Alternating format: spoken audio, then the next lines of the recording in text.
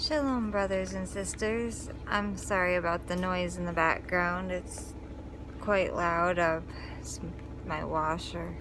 I was going to read a little bit more from the timeline for you guys. It's a book you can find on Amazon or on fossilizedcustoms.com by Lou White. Here he is right here. He's an amazing guy, and he writes a lot of really good books. I have this one too. I finished this one. And I'm reading through some of Fossilized Customs and the BYMV right now as well.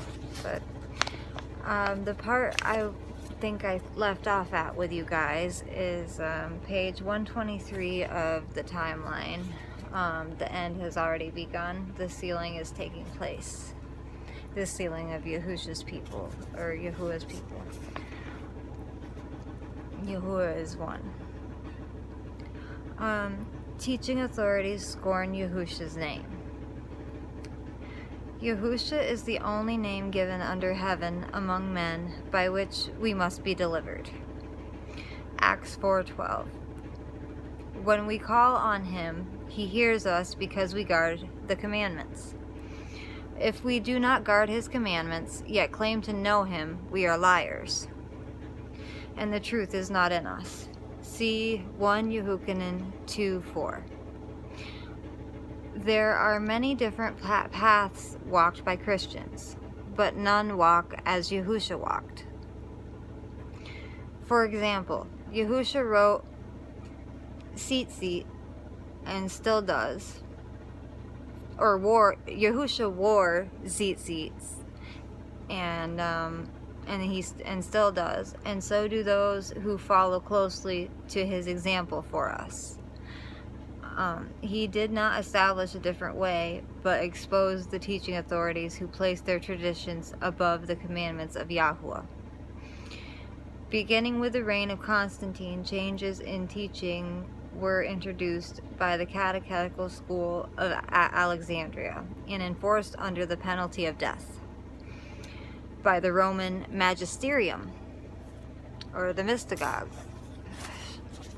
We Nazarene regard Christians as an important part of our mission field, and we are watchmen awakened to warn all mankind to be restored to favor with Yahuwah or Elohim through sound teaching, which is perfected by obedience in the commandments. See 2 Corinthians 5:20. Without obedience, our belief is dead. We see things differently than Christians in regard to obedience for now, but a time will come when 7 women will take hold of one man, Yahusha, desiring to be called by his name, Yashayahu, or Isaiah 4:1. You can find that. And the next one is, how old is the name Jesus? The word Jesus was invented less than 500 years ago, and based on the Christogram, IESV, from the Latin Vulgate. There is one true name given under heaven that men are to call on for deliverance, and it's Hebrew, Yahusha. The true name expresses the mission Yahuwah came into the world as a man to accomplish. Yahusha means, I am your deliverer. And this meaning leaks out in some of the footnotes in faulty translations to satiate the inquisitive reader. Without intending to, Christians have been deceived by their teachers, who only seek to control them for financial gain, passing around the collection basket.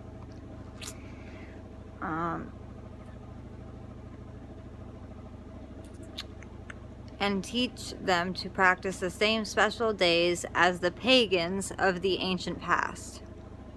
Everything was adopted from the heathens, and the name Yahuwah was redacted or sanitized and replaced with another word. And their prefaces admit this was done.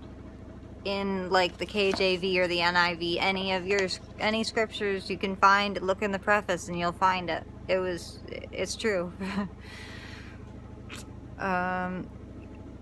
Yahusha is, okay, where was I? Okay. There is no excuse for this, and the Nazarene expose such lies and false philosophies of men. As ambassadors, we appeal to every person to repent and guide them using the word of truth. We are not judges or slanderers. Yahusha is coming to remove all who practice falsehood. Revelations 22:15. He will unleash his wrath with fire to punish the idolaters for their disobedience. The whole face of the earth will be laid waste and burn with fervent heat like that of a crematorium. He has appointed a day when he will remove the weeds from the midst of the wheat, separating the wheat and the tares, and afterward gather the wheat into his barn, which he has prepared for those who love and obey him. His new city will be called Yahuwah Shammah. Ezekiel 48:35. In that day, all the world will know the meaning of I am He. Yahusha is the Ancient of Days. Yahuwah Eloheinu. Before Abraham was, I am. Yehukanan 8:58. When those standing there heard Yahusha make this declaration, they picked up stones to cast at him. But he hid himself and passed right through them and out of the temple.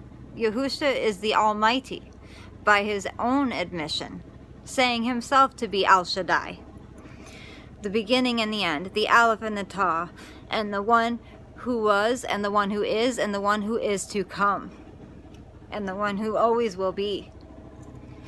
See Revelation 1:8.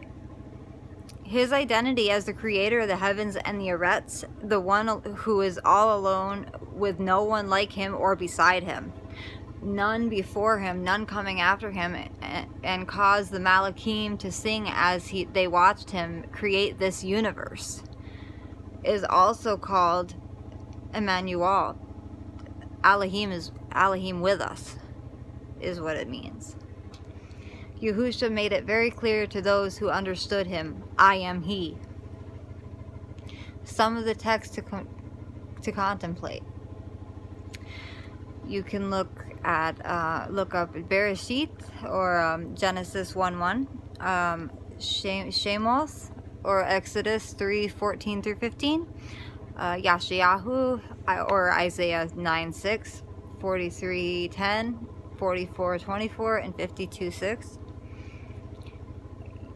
Yehukanan or John 1:1, 1:14, 10:33 or 30 through 33. Sorry, guys, and 14:9 through 20, 20 and 28. There's some more here too. 1 Yehukanan or John 13, Acts 4:12 and 20:28, Colossians 1:16 to 9, Ibarim, Hebrews 1:1 through 3, Mattiyahu or Matthew 1:23, and Revelation 1:8 to 23. There's you can look back to reference some of this stuff there. Yahusha said, no one knows who the Father is except the Son, and those to whom the Son wishes to reveal it. Mattiyahu 11:27. The Bereans tested everything they were taught. Acts 17:11. If there is one verse proving that Yahusha is the Creator, the same being as the Father, Yahuwah, as he told Philip at Yehukanan 14:9, there is the statement Paul made at Colossians 1:15. Yahusha is the image of the invisible Elohim, Yahuwah. He is the Almighty. Revelation 1:8. Can there be any other? It's okay if a person doesn't know this. It is only revealed to us individually by Yahusha. Mattiyahu 11:27. If we turn away If we turn our ear away from Torah, our prayers are an abomination. And you can find that in Proverbs 28:9. Sorry, guys. Oops. Okay. The silly argument people engage in over words plucked out of context to defend the lies of our fathers are brought up by Paul at 2 Timothy 2:23, Titus 3:9, and Galatians 5:15. In the final analysis, the Goyim will come from the ends of the earth in the great tribulation and declare, our fathers have inherited nothing but lies, futility, and there is no value in them. See Yirmiyahu 16:19. And I talked a little bit about this when I was reading the BYNB in my last video. Our weapons are mighty in the tearing down of strongholds, false reasonings. See 2 Corinthians 10:4. Belief without obedience to perfect it is dead. Everyone should know this by now. But the teachers fail to direct us toward Yahusha's walk and dive into the deepest darkness to hide from the light they are confronted by. It's so easy to obey with Yahusha's spirit living in you. Without him, we can do nothing. The mind of the flesh cannot obey, nor wants to, nor is it even possible. If we walk like a pagan, dress like a pagan, and sound like a pagan, we are a pagan. Paul at Christians, see him. This is the page I'm on right now. The picture says Father Paul on the left and Father Luke is on the right. Let's light the candles and make some more holy water and kiss those relics we stashed inside the altar. Do we have enough Halloween candy for the children tonight? That's a pagan tradition and a pagan holiday. At Yehukanan 15:5, the Atik Yomin himself told us, Ani ha-gafen ata ha-Natzarim. I am the vine, you are the Nazarene. As the world grows worse and more dangerous each day, Yahusha is drawing closer to those who know him well. And we are realizing the last Nazarene are alive now on earth. All the signals he gave the first Nazarene at Matthew 24 that he is very close have appeared in one generation. 2 Kepha, or Peter, 2 says the way of truth will one day be evil spoken of. The sign of the everlasting covenant is the Shabbat, Ezekiel 20. Men pushed that aside, adopting Sunday. Sunday is the first day of the week. It's not the last day. And he finished on the last day and rested on the last day. Or he finished it and then he rested on the last day of the week. And Sunday, in every calendar I see, it's the first day. Okay. Alright, so men pushed that aside, adopting Sunday. Yahusha told us to pray our flight would not be in winter or on a Shabbat, Matthew 24:20. Colossians 2:16 tells us to not allow anyone to incriminate us for observing or guarding those things people have been trained to put behind them as worthless instructions. Seminaries teach pseudo-intellectual babble, not obedience to the word of Yahuwah. Yahuwah's word has been twisted backwards, making it seem to be evil to obey him and not obey the traditions of men.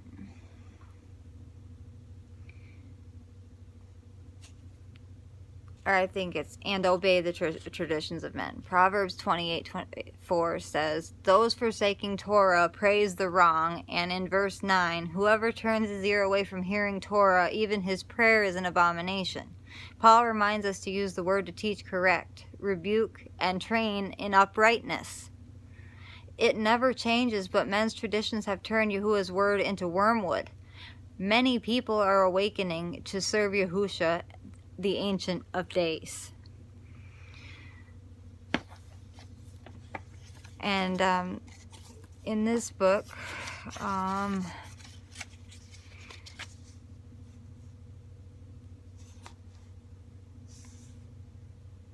yeah, you can find, it shows fossilizedcustoms.com. You can go to the website if you want to find some of these books and stuff. The Last Nazarene. This book will open your eyes and ears. The Last Nazarene. Last Nazarene book by Lou White explains who the first Nazarene were and how far mankind fell from their teachings. The last Nazarene live exactly like the first Nazarene lived. The last Nazarene are now here to bring the final warning to all mankind in the end times. We are the first fruits, ambassadors, raised up in the end times to announce the coming of the reign of Yahusha. The beginning is near, and the reign of Babel is soon to disappear and be forgotten forever. The earth is to be cleansed, and the last Nazarene are calling for the last time for men to be restored to favor with Yahuwah. Yahusha did not teach anyone to live in disobedience or to call him by another name. Nazarene don't eat unclean animals or touch their carcasses. We rest on the Shabbat from evening to the following evening. We rest in our dwelling, remain at home, and resist from buying or selling on Shabbat.